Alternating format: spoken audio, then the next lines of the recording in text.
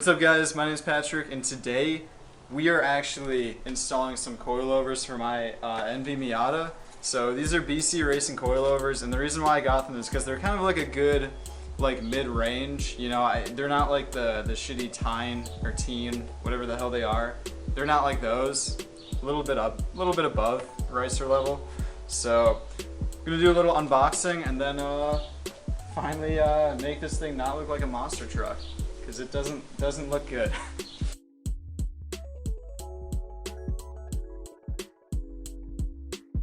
Hell yeah. Oh, that's sick. Sweet. Those are... Oh, that's sweet. That's actually awesome. So yeah, these are basically the basic package. So they have they call them like Swift springs. Basically, they're just custom spring rates. But I just went with just the normal basic setup for this. It's a 10K front and 8K rear. So it's it's a mid-range kind of deal, and that's kind of all I really need for this car. You know, I'm not tracking it or anything. So I think it'll handle really well, and I think it won't ride insanely shitty. So we'll see how it goes. Alright, so what has happened in the last 48 hours?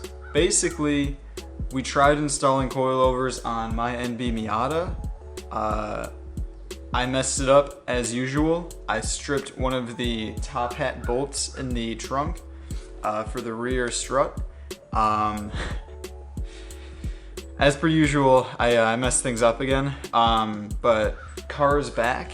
My dad has a kit that was able to basically extract that nut, so we're all set basically. We already have the front of the car done, which is awesome. It looks amazing. And now we just got to do the rear of the car. And I mean, basically we took it out and then put the stock one back in, so I already kind of know what to do, so it shouldn't take too long.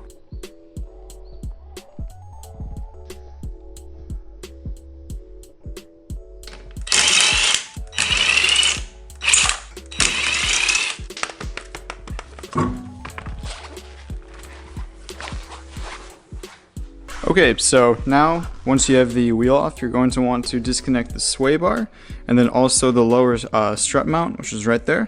So this is going to be a 17 millimeter, and this is going to be a 14, but you're also going to need, I don't know if you can see it, but you're going to need an Allen key to stick inside there.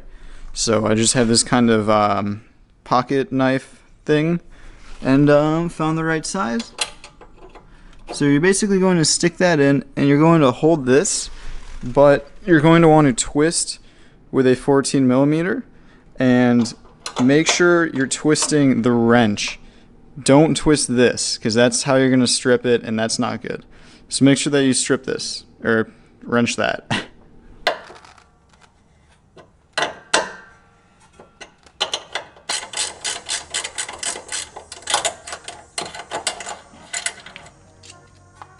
So to get the sway bar end link out, I found the easiest way is to jack it up a little bit, get some load on there, and basically just take a hammer. There you go. So that's off. Alright, so once you have that sway bar nut disconnected, basically you're going to get a 17 millimeter socket, stick it in here, right in the strut assembly, or the bottom of it, and to get a breaker bar, because this one is going to be on very, very tight. So make sure that you're using a breaker bar.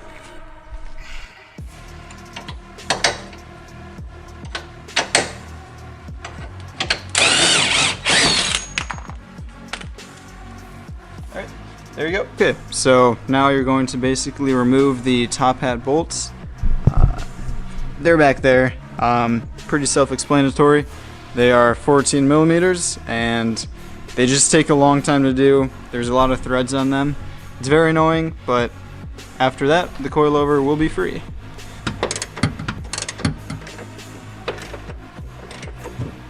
Okay, so now comes the challenge of me getting the actual strut assembly out of the car by myself. So we'll see how this goes.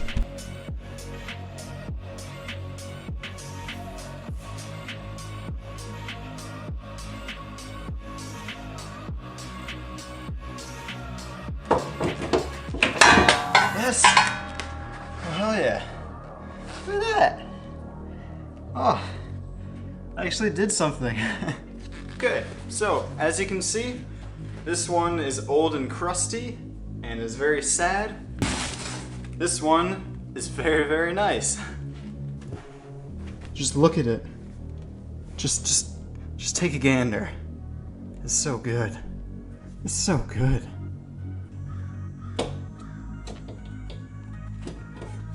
Alright, so that's in. Now I'm going to take the long bolt at the bottom. I'm going to put that in first. Just because that's usually the hardest one. Get in there.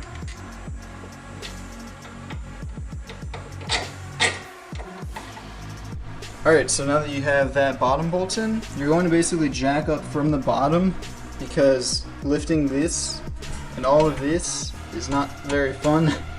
So basically you're just going to straight up line the holes up, and then once they're in there, tighten from the top, and that's how you put it in.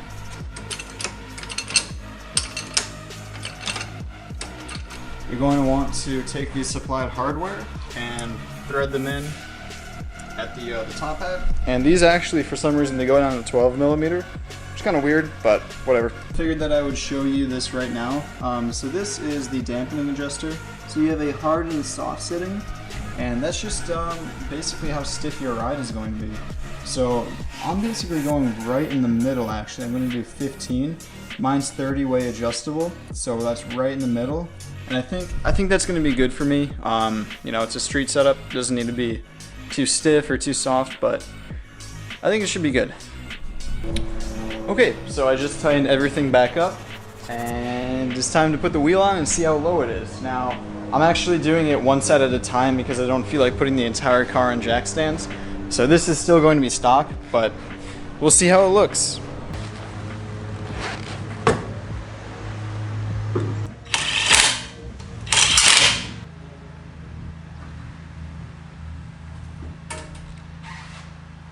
Woo! Hell yeah! Oh, oh my god, it's so good! Oh. Dude, that's crazy! Oh my god, it looks so legit. Holy hell. That's crazy. I gotta be honest though, I don't know about that. I don't have rolled fenders, so there might be some rubbing. There might be. Dude, that looks legit. Oh my god, it looks so good. This is the stock ride height. You can see it's very dinky. And this is the lower ride height. Alright, so I'm going to do the other side real quick. And hopefully, you know, I can get it rolling before I have to go to work.